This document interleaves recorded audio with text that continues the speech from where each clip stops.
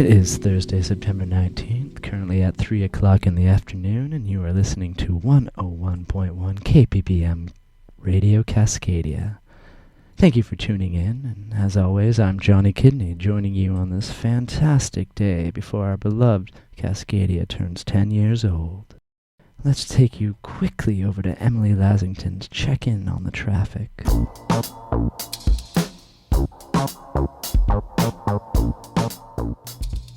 Hi everyone, we've got some delays in traffic today. Burnaby Lake Stretch to Highway 1 is once again busy. Let me know if there's a problem west of Gallardi. I'm seeing a lot of vehicles bumper to bumper around that bend, and the HOV lane is moving, but the other two lanes have come to a stop. It's either an HOV lane check that's causing people to slow down and quickly merge back into regular lanes, or there's a stall or crash. But give me a call at star 888 and let me know.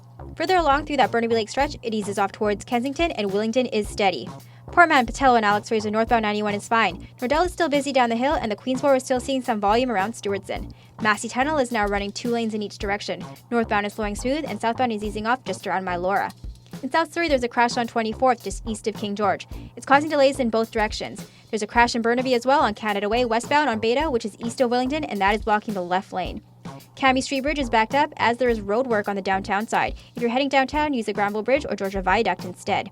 Further along I-5 South towards Bellingham, a truck that overturned earlier in the day is in the last stages of cleanup. Expect some delays as cleanup crews are finishing up. Other than that, I-5 is looking smooth once you pass Bellingham heading into Linwood. Ferries are looking fairly good today. Tsawwassen and Horseshoe Bay are all on schedule, but you're looking at a 20 to 30 minute delay if you're heading to Seattle from Victoria on the 2 p.m. Clipper. That's your traffic report for the top of the hour. I'm Emily Lazatin. Thank you, Emily. And don't forget to call in to tell Emily if you encounter any more traffic problems. But please remember to safely have your bike pulled over and your feet safely on the ground. Can you believe that we have evolved and surmounted beyond all the naysayers as much as we have over the past 10 years? A lot has happened since Cascadia's conception. And here's a look at what's happening right now. To fill you in, here's Simon Little with your 3 o'clock news headlines. Good afternoon. For Radio Cascadia, I'm Simon Little with your news update. The co-owner of Gort's Gouda Cheese Farm in Salmon Arm has tearfully apologized for contamination linked to the death of one customer and the illnesses of 11 others.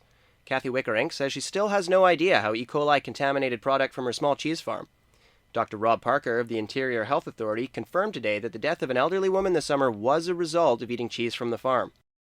I was able to follow up with the family physician of the IH resident who had died back in August and went through the medical charts, and that person did die primarily of their E. coli infection. The name and age of the victim have yet to be released. Parents around the province can breathe a sigh of relief today following a last-minute deal between the BC support workers and their employers, averting a strike that could have hit schools as early as Monday. The BC Public School Employers Association and CUPE-BC, which represents the majority of affected workers, say they've tentatively agreed to a 3.5% wage increase spread over 2 years.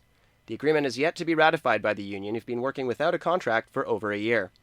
Education Minister Peter Fassbender says negotiations weren't easy and that the wage hike will have to be funded from savings made elsewhere in the school districts. The deal expires next June, and CUPE spokesman Bill Pegler says the union will be back at the bargaining table this spring. Outgoing NDP leader Adrian Dix is back in the news just a day after announcing he'll step down once the party chooses a new leader. In an address to delegates at the Union of BC Municipalities Convention, Dix said that his party needs a major overhaul, but not at the cost of becoming a second Liberal Party. Dix says changes to the party should not drive it towards the centre, but rather that the NDP should stick to its core principles while developing new policies and holding the governing Liberals to account. To Oregon now, where 5 people were arrested today after a brazen protest saw 2 of them dangle by ropes from the top of the state capitol. The group, who allegedly posed as tourists to gain access to the building, were protesting the clear-cutting of Elliott State Forest. Jason Gonzalez, a spokesman for the group, Cascadia Forest Defenders, said that they were prepared to go to jail to get their message to the public. Police say charges have been pressed against members of the group, including disorderly conduct, criminal trespass, and reckless endangerment of another person. The main entrance to the Capitol was reopened by noon, but tours were cancelled for the rest of the day.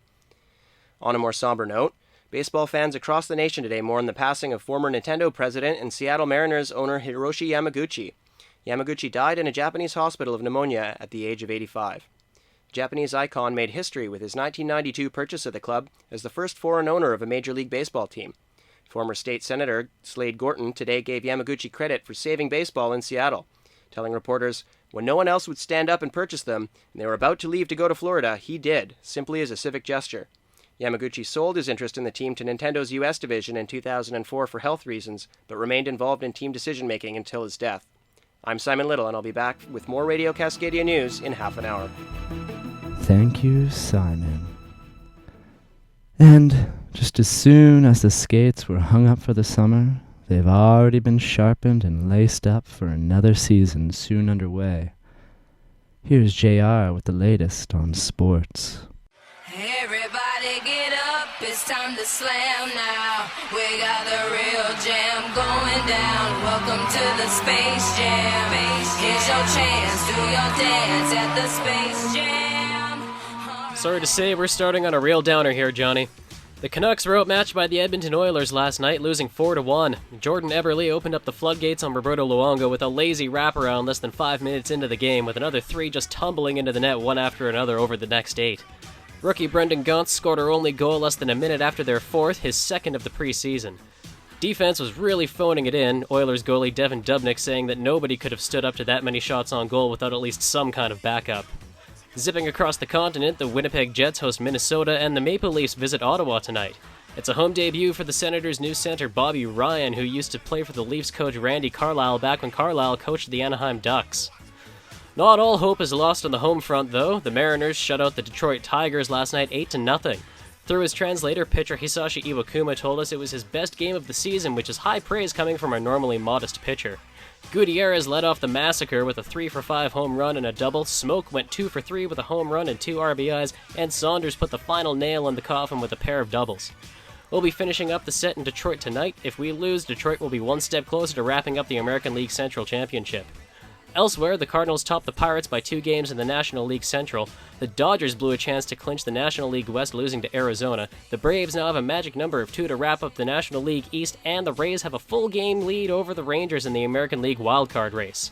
Over to golf, the big money's on the line in the FedEx Cup competition starting today in Atlanta at the East Lake Golf Club. Tiger Woods, Henrik Stenson, Zach Johnson, and Matt Johnson are all equally likely to fly home with the $10 million prize. Brandt Snedeker won last year, pulling in just over $11 million, $1.4 for the tournament victory and $10 million for the Cup title. That'd be nice, wouldn't it? Go play a game of golf, drive home in a new Ferrari. If you're in Portland or Seattle this weekend, don't forget to pick up soccer tickets. The Sounders will be facing LA Galaxy, and the Timbers will be up against the Colorado Rapids. Back to you, Jonny.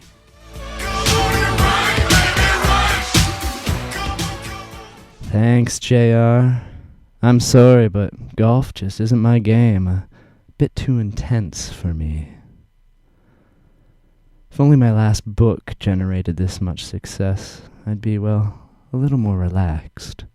The 5th installment of the video game Giant recently hit the shelves like a tidal wave.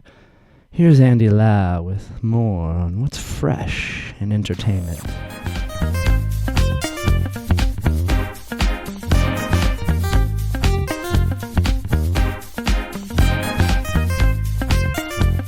Grand Theft Auto V has shattered worldwide records.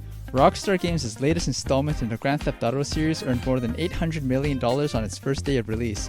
It now holds the record for the biggest launch of any entertainment property, including music and movies. The previous record holder was Activision's first-person shooter game, Call of Duty Black Ops 2. It made $500 million at launch. Thousands of Cascadians lined up early to pick up their copies at midnight. Hollywood star George Clooney has been surprising fans all week by visiting bars around Vancouver. The TV star turned movie icon was seen posing for pictures with fans downtown. He is here filming Tomorrowland with host actor Hugh Laurie. Country star Tim McGraw is expected to join the cast next week. Clooney is scheduled to shoot scenes for the Disney film at UBC. It is slated for a December 2014 release. A traditional Chinese painting was sold for $241,000 at a Maynard's auction in Vancouver yesterday. The selling price was double the pre-auction estimate. The ink scroll painting by Guan Shanyu was the biggest draw of Maynard's sale of antiques and international art. Other highlights include a 19th century White House autograph book and a 70-million-year-old Triceratops skull. The auction brought in more than $900,000 from 568 lots. Back to you, Jonny.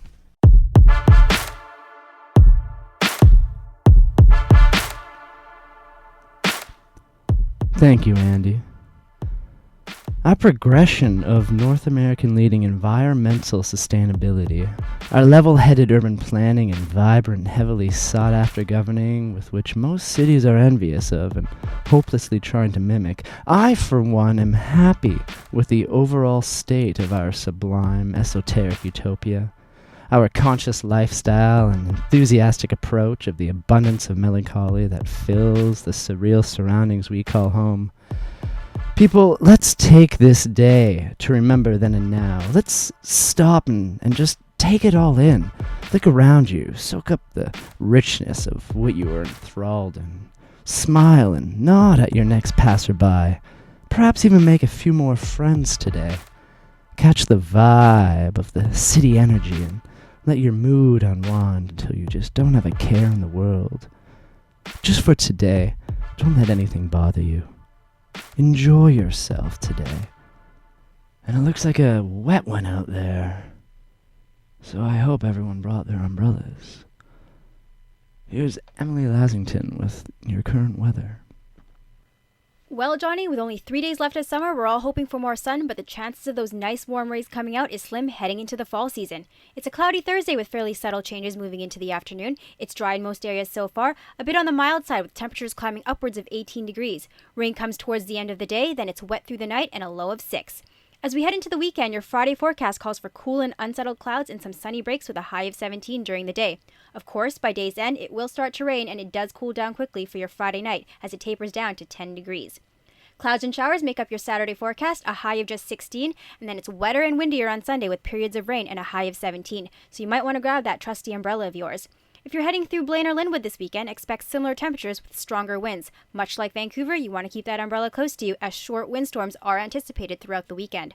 Looking further down to the Oregon coast, a bit of a break for those of you heading that direction with some nice sunny breaks on Saturday and Sunday and highs reaching of 19. It's now 18 at the airport, 22 in the valley, and downtown Vancouver, 18 degrees. In the Cascadia Weather Center, I'm Emily Lazatin. Oh boy, that does sound like a wet one. Thank you, Emily. Thanks for listening to 101.1 Radio Cascadia, and as always, I'm Jonny Kidney. And I just want to leave you with beautiful singer-songwriter Hannah Georges, who is a new transplant to Cascadia, and she now calls home. And this is her latest song, Enemies. Keep cool, Cascadia. We're in a sea full of sharks.